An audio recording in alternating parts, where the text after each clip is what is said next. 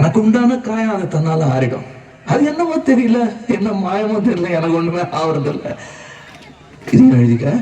நடுவில் மானே தேனே பொன்மானே இதெல்லாம் போட்டுக்கணும். பாரு, எனக்கு என்ன காயம்னாலும் உன் உடம்பு தாங்கிடும். உன் உடம்பு தாங்குமா? தாங்காது. பிராமி பிராமி பிராமி. அதை எழுதணுமா? இது காதல். என் காதல் என்னன்னு சொல்லாம எங்க அழுகையா வருது. ஆனா நான் அழுது என் சோகம் ஒன்ன தாக்கிடுமோ அப்படின்னு நினைக்கும் போது வர்ற அழுக கூட நின்றுடுது. மனிதர் உணர்ந்து கொள்ள இது மனித காதல் அல்ல,